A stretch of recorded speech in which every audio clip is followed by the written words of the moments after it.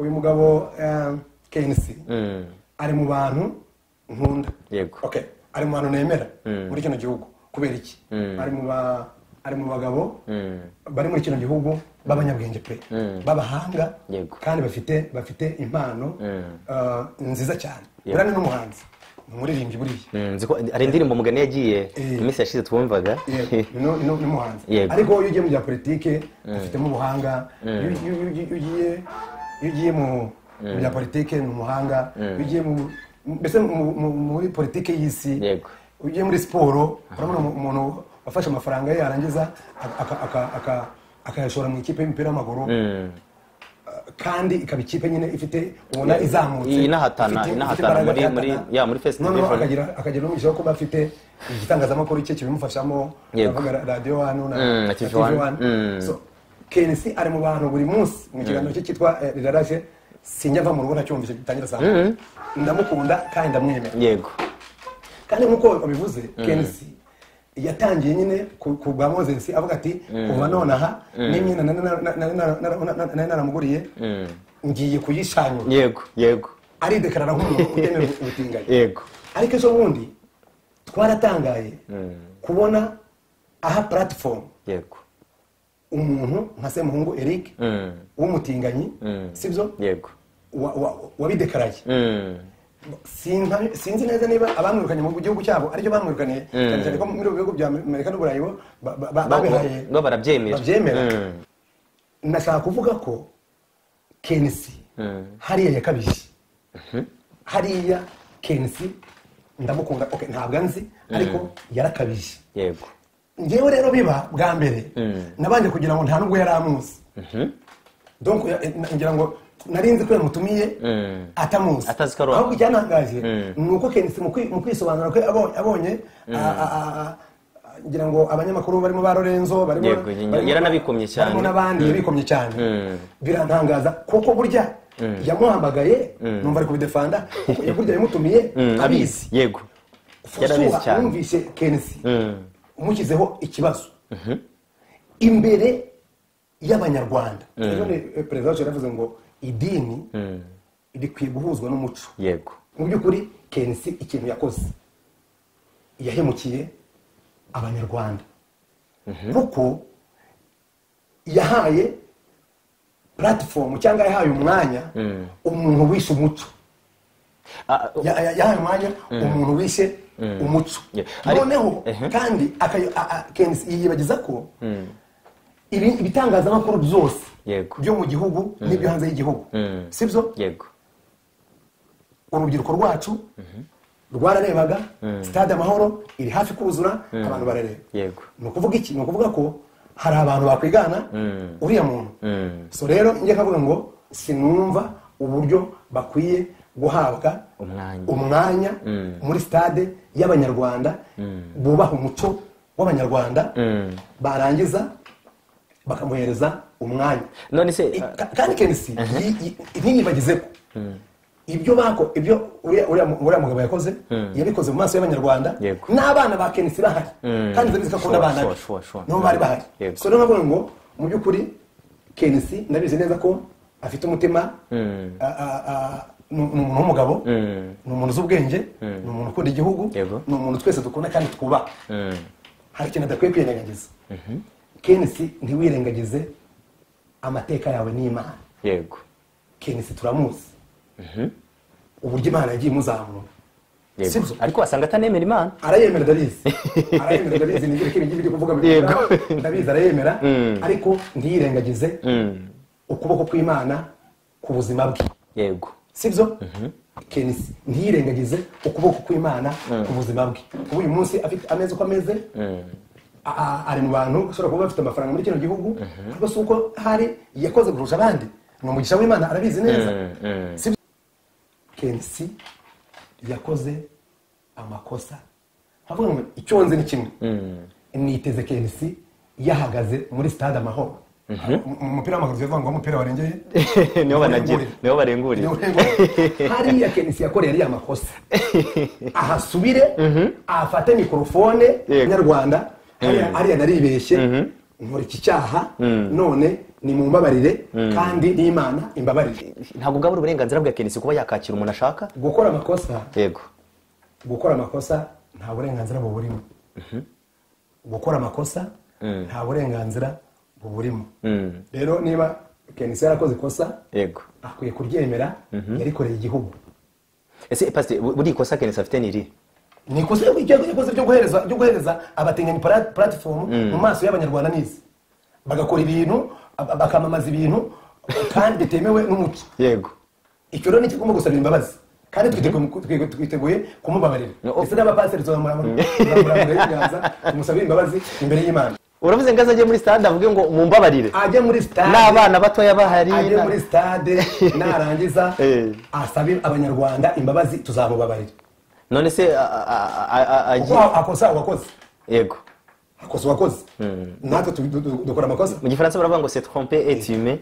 Amakosa ba buri muntu yakosa cyangwa se umuntu yakosa. Ariko rero nareke kwihagarara ngo nkuko bazi iminsi mbona yihagarara ngo ya. Ese natabikora mwebwe nk'abapastori muri tegura gukora iki kuko uyu nguyu ni uwa mbere ubikoze. Uyu ni uwa mbere ufashe umwanya wa mbere abahereza umwanya. Ejo tuzabona undi muntu yewe dushobora kuzashiduka yageze mu bapastori. Bese ndamutse nsambanye n'umuntu twabyumvikanye swate turakundana cyangwa se habayeho negotiation nge nawe turabyemeranwa, yemera yuko tunge nawe tubikora, arabishaka nanjye ndabishaka, biza guhinduka icyaha gute? Uko biri kose no kwirema agatima. Abantu bajya bakora ibyaha, nigeze mbona umuntu yibihene bamufasha nawe ati nafashe kizirikira nkurikira. Rero icyaha cy'ubusambanyi kireka kuba icyaha mu gihe ukoranye imibonano mpuzabitsina n'umuntu mwasezeranye. Yego. Mwavanye kwa padiri, mwavanye kwa pastori, mwavanye kwa shehe. Yego. Aba babisigiye amavuta babahaye umugisha, imiryango yanyu yose yabahaye umugisha, ibirenza aho ngaho mwabyumvikanye. None se indaya ntuye amafaranga mukumvikana. None se umuntu ntibumvikana nyine bakumvikana nta kibazo ntagire utaka ngavuze induru. Nabandi bakurikiye Yogeza Butumwa TV. Icyaha cy'ubutinganyi ni icyaha ndengakamere. Yego. Donc ni icyaha umuntu akora yamaze gucurama ubwonko. Wari wabone sekurume ijya kwinjira yaba ihene yaba ikimasa. Isekurume yewe n'ingurube ntiyabikora. N'imbwa ntiyabikora. N'inkoko ntiyabikora. Yego. None umwana w'umuntu wari mu ishusho y'Imana aratinyuka gukora ibintu ingurube itakora, agatinyuka gukora ibintu imbwa itakora. Yego. Donc bacuramye ubwonko, bacuramye umutima, babuze ubumuntu. Bibiliya mu bare w'iki 18:22 aravuga ngo ntugatinga abagabo kuko ni kizira. Niko biriva ngo ntugatinge abagabo kuko ni kizira. Nahagana he iyo verse? Abare w'iki 18:22. Hanyuma mu bare w'iki 20:13 n'ubundi akavuga ngo umugabo natinga undi bombi bazaba bakoze kizira.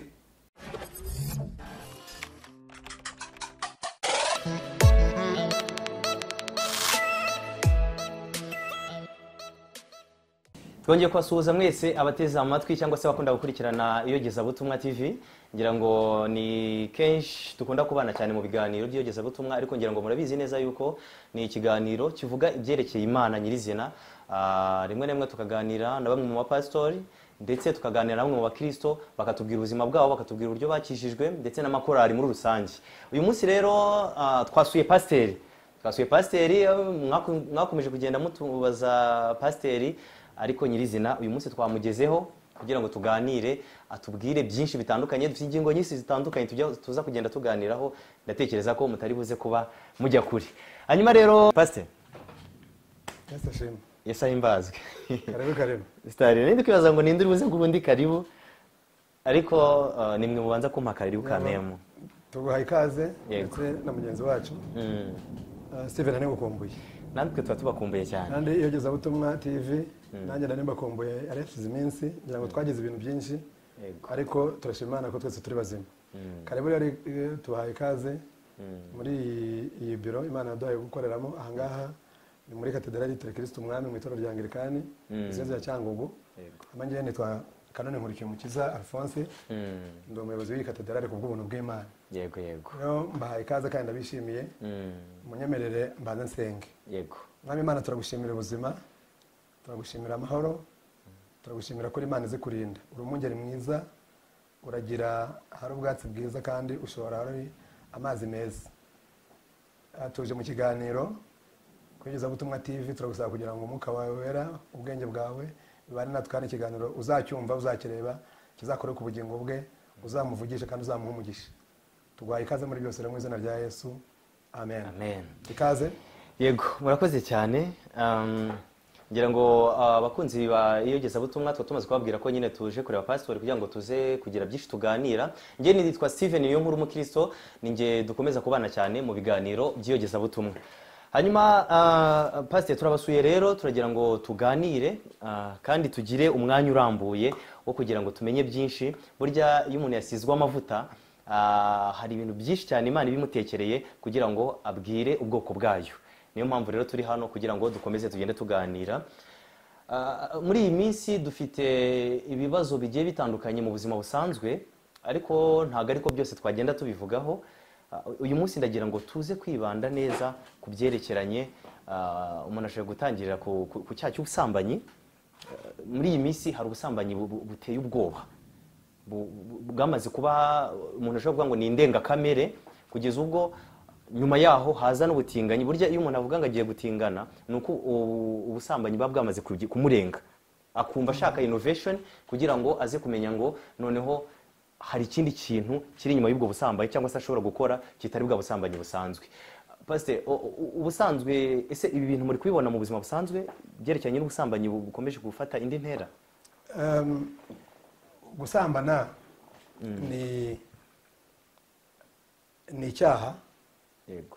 Ariko kandi ubona uko iminsi igenda yicuma, iminsi igenda twegereza imperuka y'isi yegereza, ubusambanyi bugenda buba bwinshi.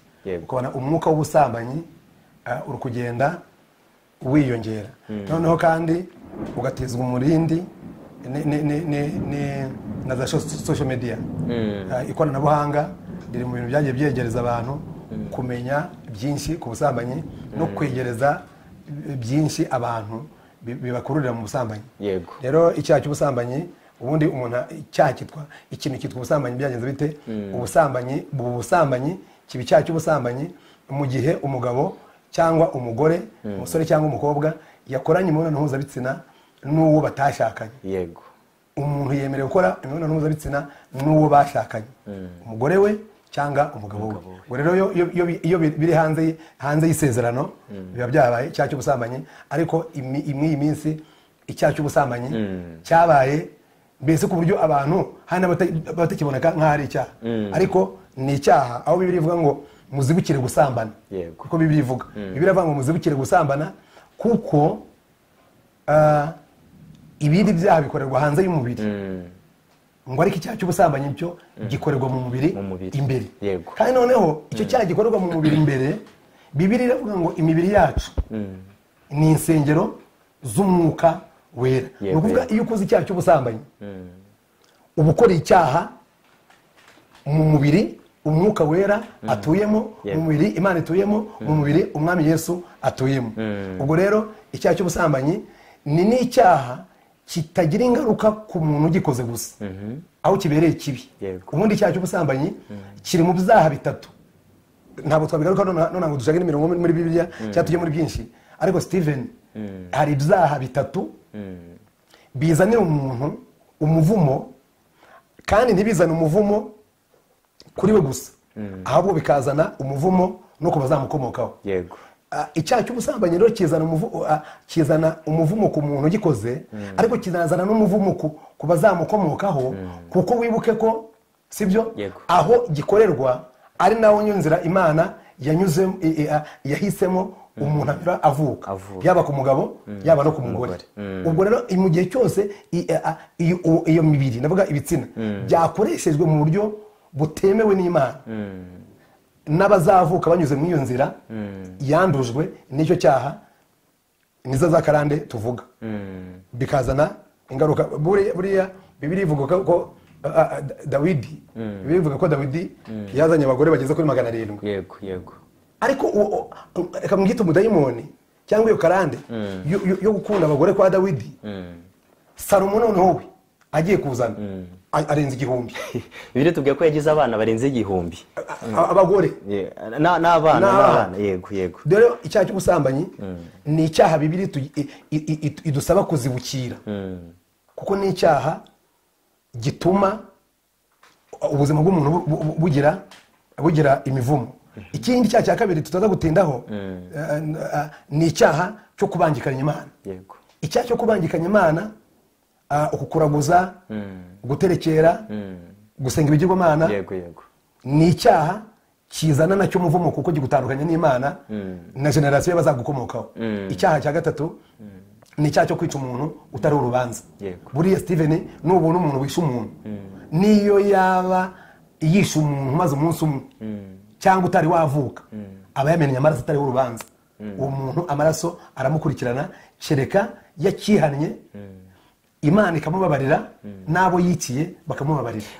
Tutarajya kure pastor, tukiri ku cyaha cy'ubusambanyi wenda mbere ko ngaruka kuri icyo ngicyo cyo kwica umuntu, hari abantu benshi babitekereza bakavuga ngo mbese ndamutse nsambanye n'umuntu twabyumvikanye, swate turakundana cyangwa se habayeho negociation nge nawe turabyemeranwa, yemera yuko tunge nawe tubikora, arabishaka nanjye ndabishaka, biza guhinduka icyaha gute? Uko biri kose ni ukwirema agatima.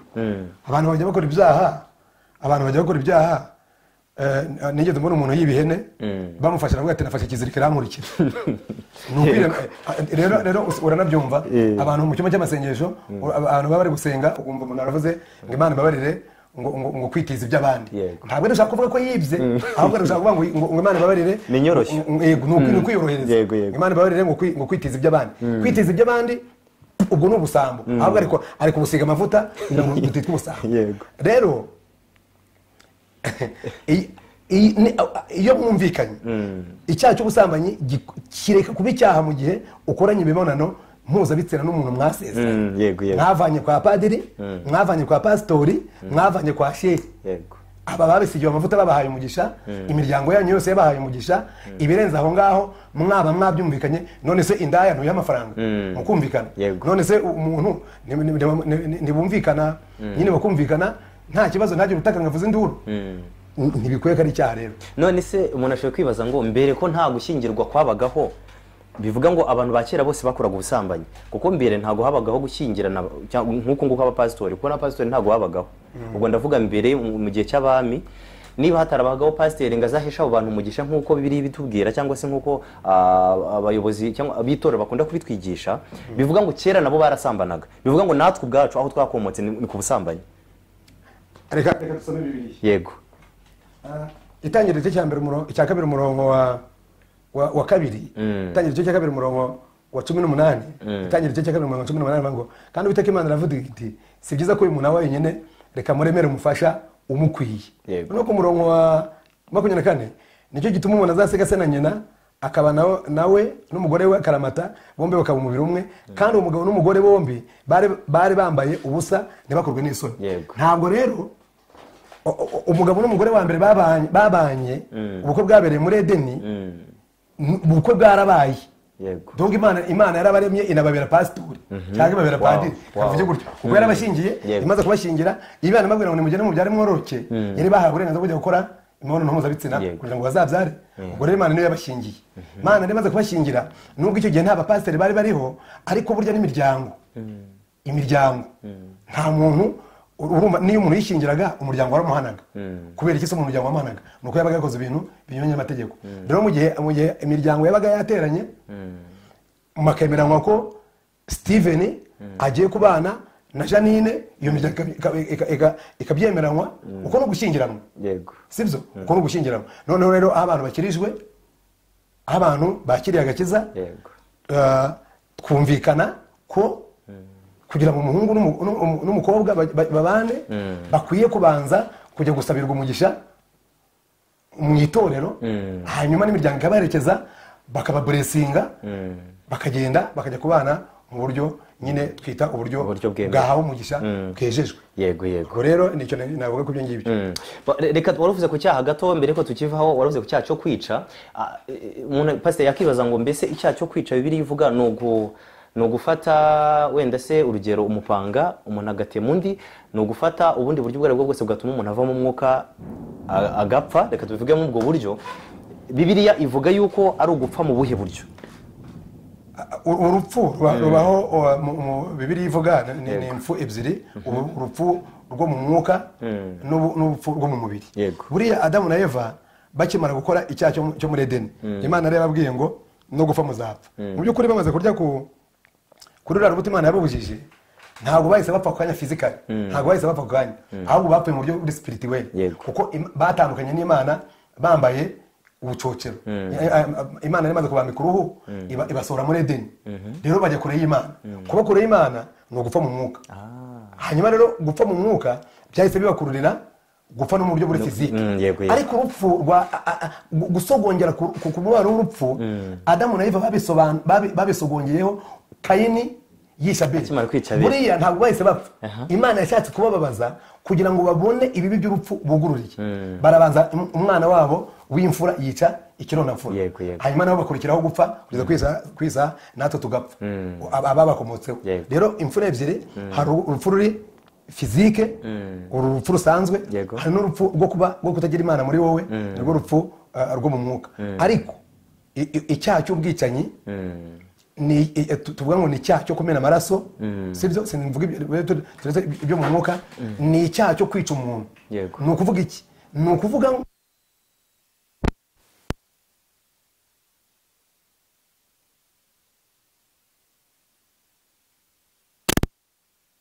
sibyo byahuye bigakora iki? Uwo munsi byahuye bigakora iki? Umuntu aba yatangiye kubaho mu buryo buri biologique. Umuntu aba yabaye kuva uwo munsi rero yabayeho. Uramutse ukoze ikintu cyo kumwica kitavuye ku mpanuka, aho ngaho uba wishe umuntu. Ubwo ndi kuvuga abantu bakuramo inda, ubu ngubwo ni ubwicanyi, kuko wishe umuntu Imana yamaze kurema. Kugeza rero ku muntu ari wese wakwica. Niye gushobora kwica umuntu bivuye kumanuka, uramugoza utwaye moto cyangwa imodoka uramugonze, cyangwa se umujura abomoye inzu uritabaye mukuze nk'ikintu wenda utabigambiriye nk'umuntu agapfa, aho niho bigambiriye. Ngira ngo n'amategeko arekera kuvugaho. Ariko mu gihe wishe umuntu ubishaka, ubwo uko no kwica umuntu ni icyaha cyo kwica umuntu. None pastor, no muri buriya buryo umuntu ashobora urugero, umuntu ashobora kuba yibereye mu rugo bisanzwe, urubyiruko abasore bikunda kutubaho, ukaba uciye mu rugo ariko ukaza gusurwa n'umuntu mu buryo butunguranye. Icyo gihe bikaza kurangira haje kuba rapport sexuelle, cyangwa se haje kuba imibonano mpuzabitsina, aho hantu hakaza kuvukamo umwana, cyangwa se bikaza kugaragara yuko habayeho fecondation, habayeho gusama. Aba bantu habayeho gutekereza ngo iyi nda twayikuramo, kuko en fait byabaye par accident, byabaye mu buryo butunguranye, biza guhinduka icyaha gute? Mu gihe noneho habayeho ubwumvikane bwa bantu bombi. First byabayeho mbere bibaho par accident, nyuma haje kubaho kongera kumvikana avuga ngo twakoze ibintu tutabiteganyije, none reka dushake uburyo iki kibazo tuza kugikemura. Biza kuba icyaha gute rero? Afite hari ahantu harimo kumvikana, harimo na accident yabayeho bombi. Ni kimwe nuko umuntu yagenda mu muhanda akagongana n'undi, cyangwa se akagonga umuntu agapfa. Na accident yabayeho. Uko biri kose imibonano mpuzabitsina yarabaye, yego, sibyo? Imaze kuba umuntu abaho, habanje icyaha cy'ubusambanyi, sibyo? Yego, habanje icyaha cy'ubusambanyi. Yego, nemera ko ari n'afatwa ku ngufu pe. Icyo gihe yafashwe ku ngufu, amategeko n'igihugu nibyo bigena uko byagenda. Naho ku Mana urumva, ariko umwana wamaze kubaho, nubwo byabaye ku ngufu, Imana yamaze kumubona nk'umuntu. Ariko Bibiliya tubwira ko ikiboshywe mu isi no mu ijuru kiba kiboshywe, biterwa n'icyo ari cyo. Ntabwo ushobora gufata umuntu wavutse, nubwo uriya muntu yavutse hari utabishakaga kavuka, ariko Imana yemeye kabaho. Ni ukuvuga ni umuntu. Uyu munsi dufite abantu baryamanye muri jenoside, abicanyi bafata abantu ku ngufu, ariko abana bavutse uyu munsi bafite igihugu akamaro. Nubwo bavutse mu buryo butari bwo, abo bana bavutse mu buryo butari bwo, ariko bafite igihugu akamaro. Ndahamya ko bafitiye n'Imana akamaro. Ubwo rero umwishe umwishe ntabwo imana ibura kumubaraho icyo cyaha cyo kwica umuntu nubwo ititaye ku byabanje mbere y'uko umuntu abaho. Umuntu yakibaza ngo leta iyo itanze uburenganzira ikavuga ngo uyu mwana wasamwe muri buno buryo, niba mu mategeko ya leta abyemera akavuga ngo uwasamwe muri buno buryo reka avemo, swati habayeho gufatwa ku ngufu cyangwa se ni mu bundi buryo ariko bushobora gushyira ubuzima mu kaga, wenda si ubw'umubyeyi cyangwa se n'abandi bantu bamwegereye. Iyo habayeho kwemezwa yuko muganga akuramo iyo nda, icyaha kibarwa kuri indi. Ngewe ntabwo sinange Bibiliya ubwayo ntabwo nemera ko uriya muntu iriya nda ikwiye kuvanwamo. Ntabwo nemera ko iriya nda ikwiye kuvanwamo, kereka hari baramutse bafite uwo bari gukiza. Tuvuge urugero bakabona nk'iyo nda irimo wenda iri buhitane umubyeyi, akaba gukiza amagara y'umuntu. Aho rwose nemera ko biba byabaye ku butabazi. Nanone wakiza amagara y'umuntu ukura haya ay'undi muntu nanone? Byashoboka. Urumva niba umubyeyi abyaye, tuvuge njye numva ntabwo nize biology cyane, ariko niba umubyeyi tuvuge hari ukuntu bavuga ngo umubyeyi yasamiye hanze ya terisi y'ababyeyi hanze yayo. Mu by'ukuri ntabwo wakwemera ngo uyu mubyeyi apfe bahitamo nyine ko uriya mwana utari wavuka nyine ari we nyine bakuramo, sibyo, kugira ngo nyine bakize umubyeyi. Aho ngaho Imana n'umutabera pe, Imana nayo irareba ikavuga ngo nta kundi byari kugenda. Ariko uramutse ubikoze ku bushake, naguhaye urugero rw'uko hari abana bagiye bavuka mu buryo butemewe n'amategeko. Rick Warren yarabivuze mu gitabo cy'ubuzima bufite intego, yaravuze ngo umuntu ashobora kuvuka mu buryo butemewe n'amategeko mu bantu, ariko nta mwana utemewe n'amategeko ubaho. Hari abana bagiye bavuka mu buryo butemewe n'amategeko, bagiye bavuka habaye ubusambanyi pe, ariko uyu munsi ni abakozi b'Imana. Uyu munsi ni abakozi b'igihugu. Uyu munsi ni abagabo bazima. Uyu munsi ni abagore bazima. Uyu munsi ni abantu bafitiye Imana akamaro, ni abantu bafitiye igihugu akamaro. So rero kandi buriya nyine Imana ibereye Imana kurusha twebwe abantu ni uko ifata ibibi ikabihinduramo ibyiza. Uyu munsi dufite abakozi b'Imana bavutse muri buriya buryo kandi bari gukorera Imana. So rero ngewe numva umuntu wese wabayeho akwiye kubaho, kereka haramutse hari impamvu ituma nyine atabaho, ariko mu gihe cyose yambuwe ubuzima biba ari icyaha. Ngira ngo twatangiye tureba ku cyaha cy'ubusambanyi, ngira ngo tuba tumaze no kugera ku ngaruka, tuza kugeraho noneho nyirizina aho cyitwa icyaha icyo ari cyo. Ndacyakubitsa ko turacyari ku iyogezabutumwa TV cyangwa se televiziyo, turacyari kuganira na pasiteri wacu ku byerekeranye n'ubusambanyi buri kugenda bumara gufata intera haba hano mu gihugu cyacu ndetse no hanze y'imipaka y'u Rwanda. Hanyuma pasiteri, twari turi kubivugaho nyirizina, ariko noneho umuntu akibaza ngo ese noneho ko byatangiye gufata intera cyane bikaza kugera ku cyaha novuga ngo ni icyaha cy'ubutinganyi. Mbere na mbere Bibiliya ivuga ko kuri Sodoma na Gomora ngira ngo byatangiye ari ubusambanyi, ariko biza kugera ku butinganyi. Ngira ngo ni naho biri tubwira ngo haje kubaho irimbuka rya Sodoma na Gomora. Noneho ubu ngubu kugeza ubu natwe ndabona ariyo nzira, ndabona ariho turi kugana, kuko ubutinganyi bwamaze gufata indi ntera. Noneho dufite n'ingero zifatika nazo turaza kuzigarukaho nyuma, ariko umuntu akibaza ngo noneho ubutinganyi namwe muri kubibona ko bwatangiye kwinjira ndetse no mu nsengero. Sipasi namwe ibi bintu muri kubibona? Reka mbanze nsubire ku cyaha cy'ubusambanyi gatoya nsoze. Icyaha cy'ubusambanyi ntabwo kigira ingaruka ku wagikoze gusa, nongere mbisubiremo, kigira ingaruka no ku bazamukomoka. Yego. Hanyuma kandi ntikigira ingaruka ku bazamukomoka gusa, icyaha cy'ubusambanyi kigira n'ingaruka muri sosiyete. Kuko icyaha cy'ubusambanyi gisenya imibiri y'abantu, kizana indwara, kigatuma abantu bapfa, gisenya ingo z'abantu, gisenya umubano w'abantu, gisenya imibanire y'abantu, mbese gisenya ubugingo, kigasenya umubiri n'igihugu n'imiryango. Yego. Hanyuma rero icyaha cy'ubutinganyi, ubutinganyi ni iki? Ubutinganyi ni igihe ni imibonano ikozwe n'abantu bahuje ibitsina. abagabo ku bagabo cyangwa abagore ku bagore yego. icyo nashaka kukubwira mbere ya byose nuko icyaha cy'ubutinganyi ntabwo kibayeho ubu, ahubwo babikomojeho ni Sodomu na Gomora. Yego. Sibyo? Abantu Bibiliya ivuga ngo baje abamarayika baje kwa Loti. Yego. Bageze kwa Loti, abantu baho kuko bari bafite umwuka w'ubutinganyi baraza bamubomorera urugi. Batidereza mu bagabo turyamane nabo. Tutarabwiye ati yemo bafandi. Ngiye bafite abakobwa bisuki hano. Yego. Aho kugira ngo muryamane n'aba bantu. Aba bagabo mwaretse nkabahereza abakobwa bakira amasugi bakaryamana nabo.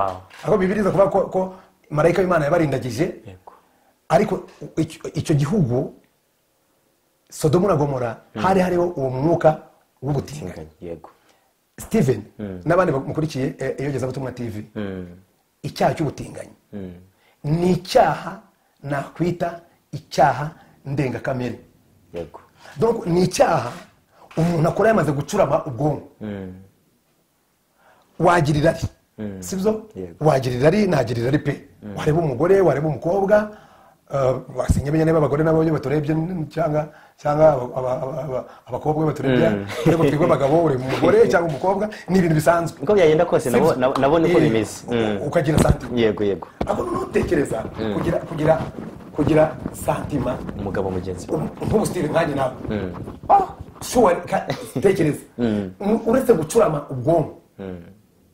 Uretse gucurama umutima. Ubundi ibyo bintu byaba bije gute? Uretse ubwonko bwaba bwacuramye n'umutima wacuramye n'umuntu bwagiye. By the way Steve, reba nawe icyaha cy'ubutinganyi. Wari wabone sekurume ijya kwinjira yaba ihene yaba ikimasa. Isekurume yewe n'ingurube ntiyabikora, n'imbwa ntiyabikora, n'inkoko ntiyabikora. Yego. Ariko Bibiliya ivuga ko twe abana b'abantu twaremwe mu ishusho y'Imana. Wow.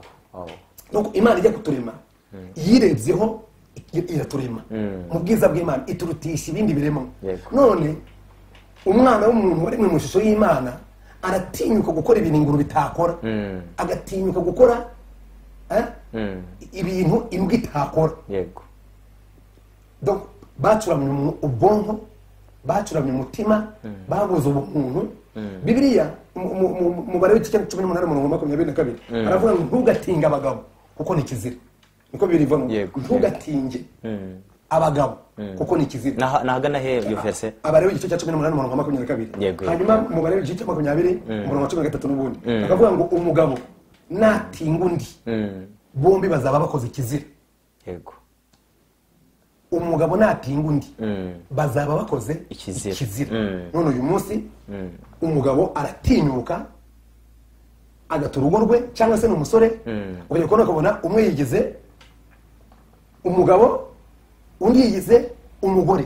Buriya rero kino cyaha cy'ubutinganyi aho kinabereye kibi ni icyaha kirwanya inyoko muntu, ni icyaha kirwanya ikiremwa muntu, kuko mu mibonano y'umugabo n'umugore Imana irarema. Mu mibonano y'umugabo n'umugore Imana irarema. Yego. None se mu mibonano y'umugabo n'umugore Imana ikora iki? Mu mibonano y'umugabo n'umugabo Imana ikora iki? Ntacyo. Bamara kumwara bakorwa n'isoni. Yego. Bamara kumwara bakorwa n'isoni bakagenda. Bamara kumwara bakorwa n'isoni bakagenda. Yego. Bagafata umwana bakamusaba muri leta bakamwita umwana wabo. Yego. Ubwo baba bamwaye bakamwita umwana wabo. Kubera iki? Kuko nta nzira n'imwe bafite yo kubyara. Kuri cyane cyangwa kuvuga ko icyaha cy'ubutinganyi ari icyaha Imana yanga urunuka, ni icyaha kizira imbere y'Imana, kandi noneho ni icyaha urumva cyatumye Sodomu na Gomora harimbuka. Yego. Iyo Mana yarimbuye Sodomu na Gomora rero n'uyu munsi iracyahari, nuko itagihana nkuko niyo mpamvu ngira ngo abantu bajye bayimenyera ntigihana nkuko yahanaga.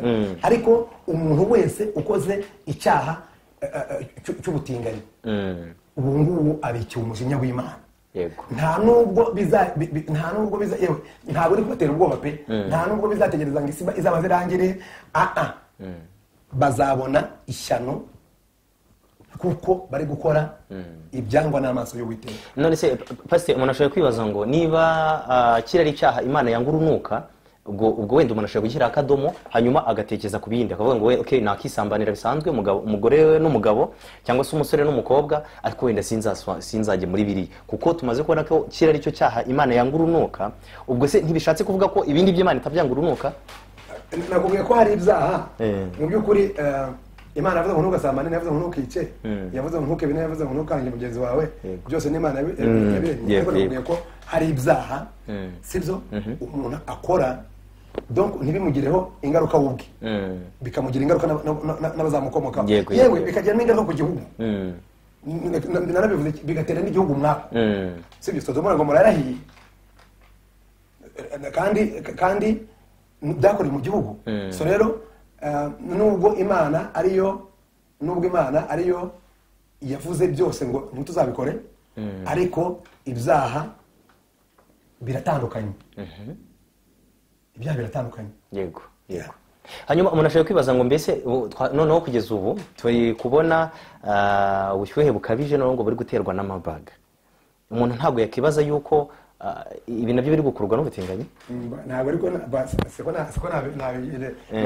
wenda kikaba ari igihano zaratambutse n'izindi ndwara zaratambutse zahozeho na za diyabete ziriho imivuduko y'amaraso ziriho za kanseri ziriho n'iki izi ndwara ziri kuza buri munsi nazo umuntu yazishyira muri bya bimenyetso byo kurangira ku isi hazabaho uburwayi hazabaho intambara indwara z'ibyorezo n'ibihuha by'intambara izi ngizi zose ziri kuza rero noneho ntizane ikimenyetso n'amazina yazo ariko ibyo byose ni ibintu nyine kandi byose byagiye bituruka ku cyaha yego ni ibiterwa n'icyaha hanyuma turacyakomeje n'ubundi kuganira ngira ngo ku itariki 21 z'uku kwezi turimo ngira ngo uyu munsi niko tugenda tugana ku musozo w'uku kwezi habayeho yari match iri guhuza Rayon Sport ndetse na Gasogi United ngira ngo ni match yabereye kuri Stade Amahoro abantu benshi ngira ngo barabyibuka uko burya la majorité cyangwa se umubare nyamwinshi ni abafana ba Rayon Sport ifite abafana twajya tubona umuyobozi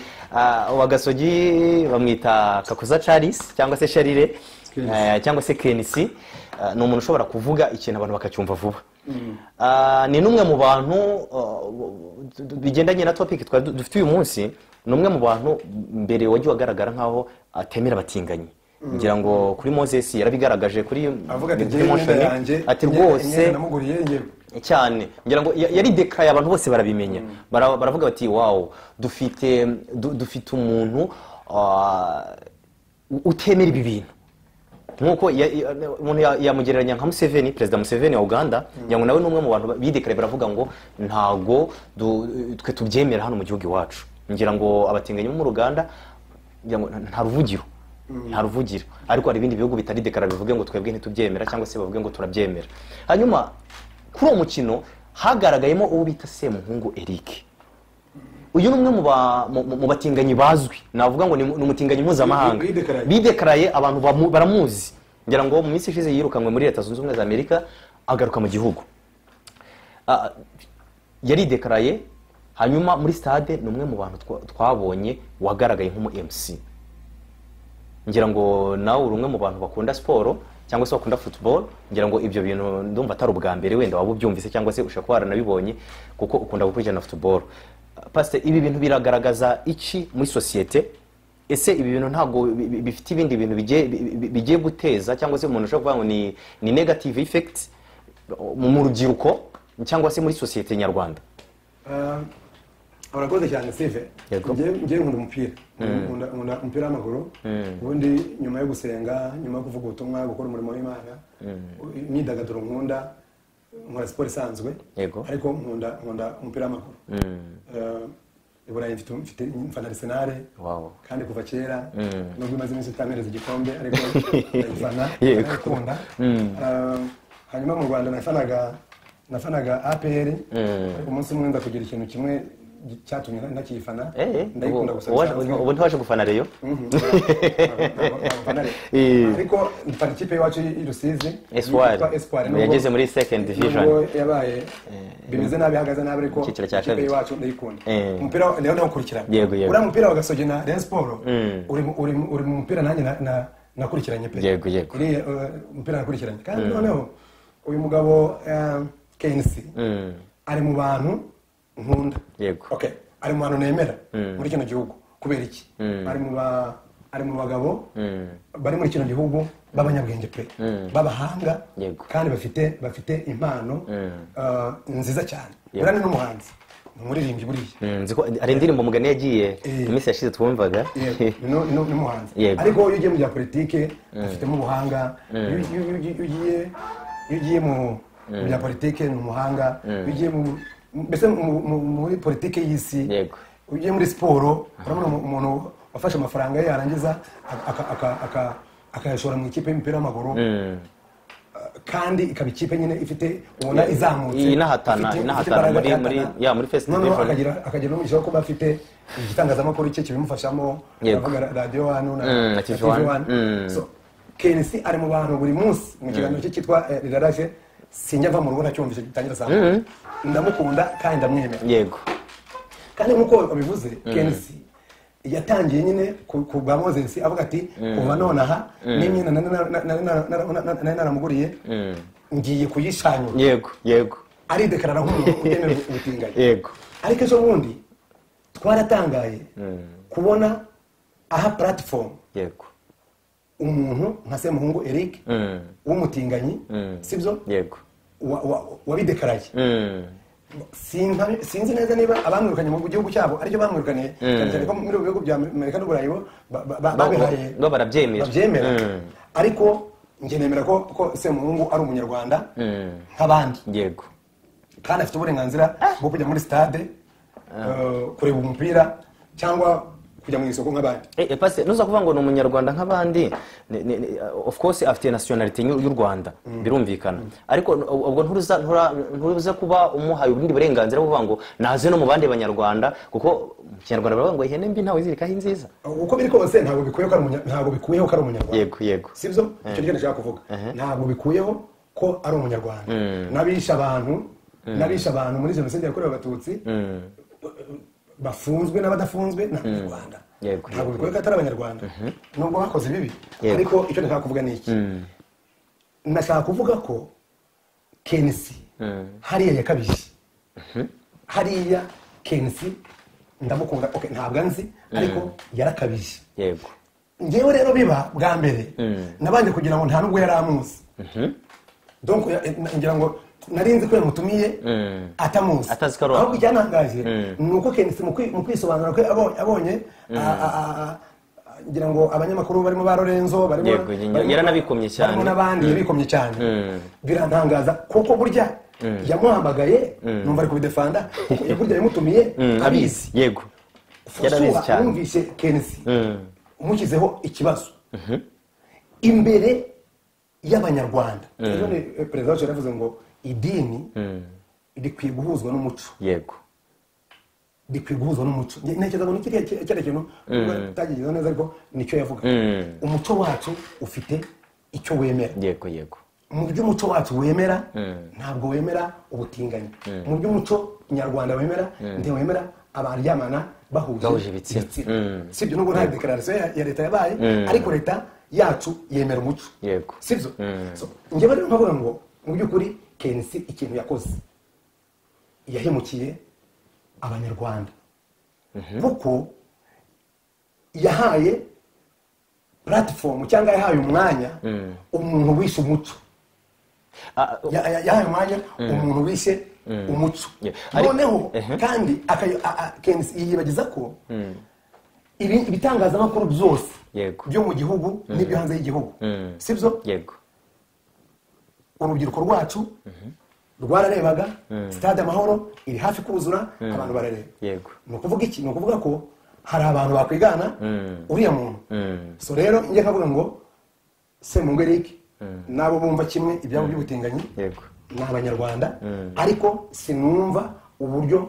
bakwiye guhabwa umwanya muri stade y'abanyarwanda bubaha umuco w'abanyarwanda barangiza bakamuhereza umwanya none se kandi Kensi ntiyibagize ko ibyo uriya mugabo yakoze yabikoze mu maso y'abanyarwanda n'abana ba Kensi bahari kandi ndabizi ko akunda abana be nabo bari bahari so rero navuga ngo mu by'ukuri Kensi ndabizi neza ko afite umutima ni umuntu w'umugabo ni umuntu uzi ubwenge ni umuntu ukunda igihugu ni umuntu twese dukunda kandi twubaha hari ikintu adakwiye kwirengagiza Kenisi ntiwirengagize amateka yawe n'Imana yego Kenisi turamuzi uburyo Imana yagiye imuzamura ariko wasanga atanemera Imana arayemera ndabizi nigire ko ibyo kuvuga ndabizi arayemera ariko ntiyirengagize ukuboko kw'Imana ku buzima bwe yego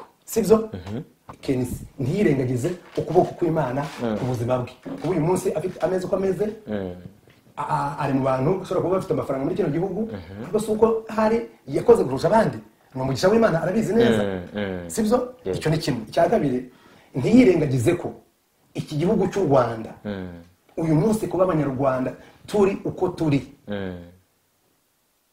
Steven maze iminsi nkurikirana amateka y'urugamba rwo kubohora igihugu yatangiye muri 1990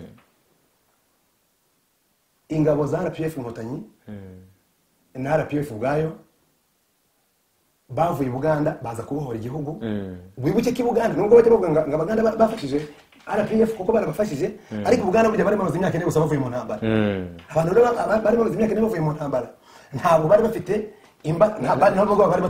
bari batari isuganya nabo batari bisuganya ariko Inkotanyi ziravuga ngo tugiye kubohora igihugu tugiye kubohora abanyarwanda nta bintu bya mirenge bari bafite pe ariko imitekerereze y'abayobozi bacu sibyo imitima yagutse y'abayobozi bacu baravuga ngo turagiye mu buke bwabo mu mbaraga zabo mu bikoresho bike bafite bararwana ndahamya ndashidikanya ko abayobozi b'igihugu cyacu bazi neza ukuboko kw'Imana kwabanye nabo kukabashoboza tukaba uyu munsi abayobozi bacu barangaje imbere na perezida wa Repubulika y'u Rwanda Paul Kagame tukaba dufite igihugu buri muntu wese yishimira kubamo harimo ukuboko kw'Imana niyo mpamvu uyu mugoroba warabishize muri stade Amahoro haraye habaye Rwanda shima Imana Rwanda shima Imana abanyarwanda baraterana baramya Imana babwira Imana ngo turazirikana ukuboko kwawe turazirikana ko waduhaye igihugu cyari cyasenyutse kivuye muri jenoside yakorewe abatutsi cyasenyutse abanyarwanda bahunze abandi donc igihugu cyasenyutse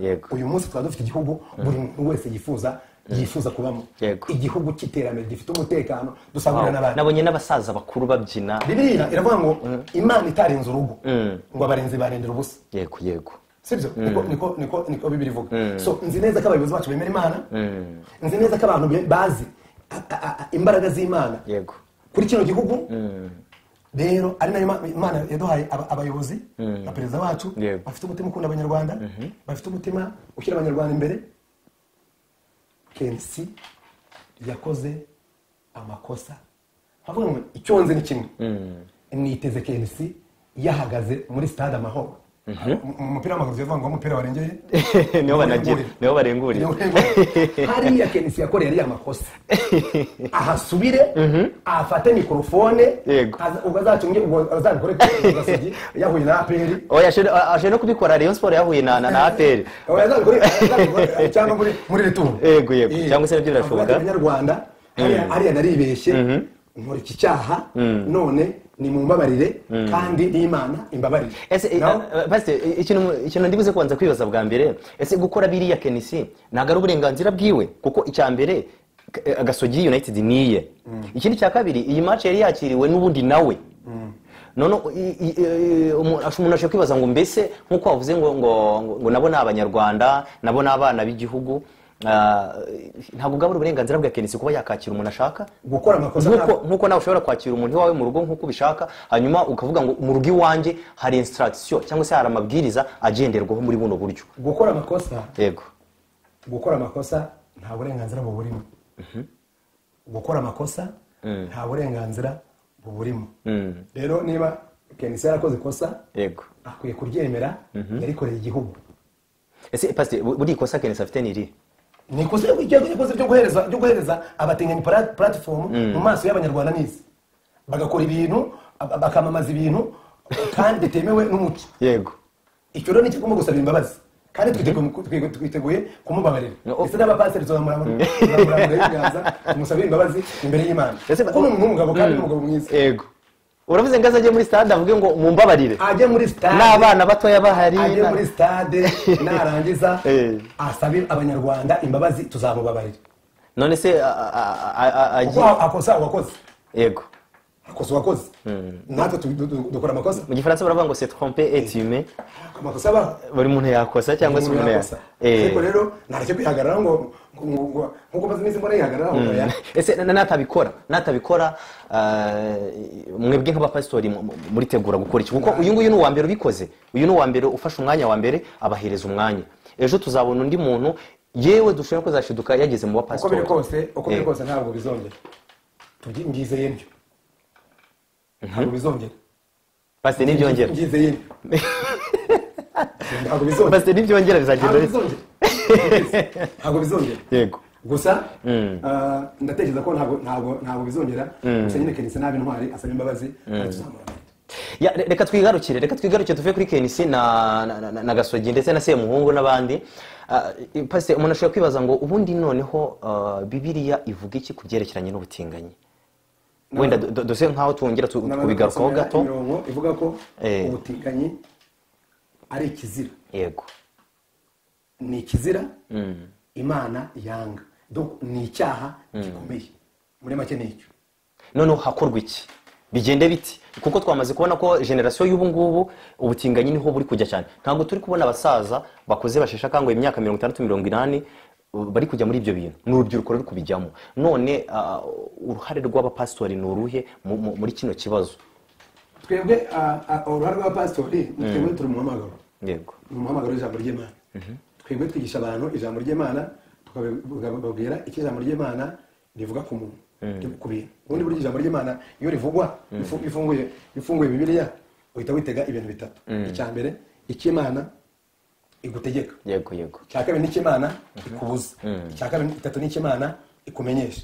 Twebwe rero abapastori, abapadiri n'abandi bihaye Imana vuga ubutumwa, Imana yaduhaye ijambo ry'Imana ngo turikoreshe. Cyacu ni ukubwira abantu ko ubutinganyi ari icyaha, tukababwira ingaruka zabyo ku mibiri yabo, kuri sosiyete, ku gihugu no ku isi yose muri rusange. Hanyuma kandi tukanabasengera, tukemera ko ijambo ry'Imana riyobowe n'Umwuka Wera, ari rishobora gutuma abantu abari bagiye kubijyamo bakareka kubijyamo, ababigiyemo bakabivamo. Maze dufite ubuhamya bw'abantu bagiye babwira ijambo ry'Imana bakabivamo. Yego. Rero twebwe tuzabwira ijambo ry'Imana, tuzigisha, tuzahugura, ariko kandi tuzabara kwereka abantu nyine ko ari bibi kugira ngo babireke. Ni nacyo tubifuriza, kugira ngo tubane n'Imana neza kandi duhabwe umugisha. Yego. Ngira ngo mwakomeje kubyumva mwese, mwakomeje gutega amatwi iyogezabutumwa. Turi kugana ku musozo w'ikiganiro twagiranye na pastori, ariko nanone mbere yuko tuza gusoza, pastor, n'ubuhe butumwa ushobora kugenera abantu badukurikira iyogezabutumwa? Ni benshi, ngira ngo hari abari hanze y'imipaka y'u Rwanda, abari muri Leta Zunze Ubumwe za Amerika, hari abari muri Canada, hari abari i Burayi ndetse n'ahandi hagiye hatandukanye, ndetse n'abanyarwanda nyirizina. N'ubuhe butumwa ushoboye kubagenera, ariko nyirizina twibaza ku cyerekeranye n'ubundi n'ubutinganyi? N'ubuhe butumwa wagenera abantu? Ubutumwa nagenera abantu n'ubundi n'ijambo ry'Imana rivuga ngo ntugatingane kuko ari ikizira. Yego. Uyu mwuka w'ubutinganyi n'umwuka wa Satani, ni umwuka w'abadayimoni, ni umwuka kirimbuzi, ni umwuka urwanya Imana, ni umwuka urwanya ikiremwamuntu. Yego. Rero ndasaba abantu babigiyemo rwose muze mugarukire Uwiteka. Yego. Imana yiteguye kubakira, yiteguye kubababarira, mukagaruka muri sosiyete, kandi Imana ibategeye ibiganza. Icya kabiri, abatari babijyamo rwose ni mu byanjye urunuka, kuko ni icyaha, navuga ngo ni icyaha ndengakamere, ni icyaha cyo kurwanya Imana. Babireke, hanyuma bumve ijambo ry'Imana, bumve ijambo ry'Imana ribivugaho. Hanyuma reka masomere umurongo mu Baroma. Yego. Igice Abaroma, Pawulo yandikiye Abaroma, urwandiko Pawulo yandikiye Abaroma, igice cya mbere dore ku murongo wa 24 aranditse ngo nicyo gitumye Imana ibareka ngo bakurikize iby'imitima yabo yarikiye, bakora ibiteye isoni, bonona imibiri yabo, uko baburaniye ukuri kw'Imana gukurikiza ibinyoma, bakaramya ibyaremwe bakabikorera kubirutisha Imana rurema ariyo ishimwa iteka ryose. Nicyo cyatumye Imana ibarekera kurarikira ibyonona, ndetse bigeze ubwo abagore babo bakoresha imibiri yabo uburyo bunyuranye n'ubwo yaremeye. Iyo mibiri yaremewe. Kandi n'abagabo nuko bareka kugirira abagore babo iby'imibiri yabo yaremewe, bashyushywa no kurarikira abagabo bagirana n'abandi bagabo ibiteye isoni, bituma mu mibiri yabo bagarurirwa ingaruka mbi ikwiye kuyoba kwabo. Rero icyaha cy'ubutinganyi kizanira umuntu ingaruka mbi, kuko ari icyaha Imana iyanga. Ababigiyemo babireke, abatari babijyamo stop. Iki cyaha gikomeye cyane. Kirakomeye cyane. Iki cyaha kirakomeye cyane. Ngira ngo rero abakurikiye iyogezabutumwa reka tubashimire kandi tubifurize gukomeza kugubwa neza cyane, ndetse muzagire intangiriro z'uku kwezi kwa 10 kwiza. Reka mbashimire mwe mwakomeje kubana natwe, ndetse Pastor ndabashimiye cyane. Imana bahumugisha Steve. Imana bahumugisha namwe mukurikiye iyogezabutumwa TV. Imana bahumugisha. Ubu nyine namwe mujye mwishyigikira kuko ni TV ni umuyoboro. Yego. Mwiza Imana yahaye isi. Ndawita ko Imana yahaye isi kuko iyogezabutumwa TV ikurikirwa n'abantu bose. Rero mukore share, mukore subscribe kugira ngo ibiganiro by'iyogezabutumwa TV bijye bibageraho nkuko natwe bitugeraho, bikadufasha bigafasha ubugingo bwacu. Yego. Imana bahumugisha. Yego, Imana namwe bahumugisha. Ngira ngo niba ufite ibitekerezo ushaka kutugezaho cyangwa se ushaka kutwandikira mu bundi buryo butandukanye, urajya munsi hanyuma uduhe ubutumwa bwawe. Icyifuzo cyanyu ni nk'itegeko. Turabakunda cyane. Nitwa Steven Mukristo niyo nkuru, twari kumwe mu kiganiro kuri iyogezabutumwa TV. Ndabakunda cyane. Bye.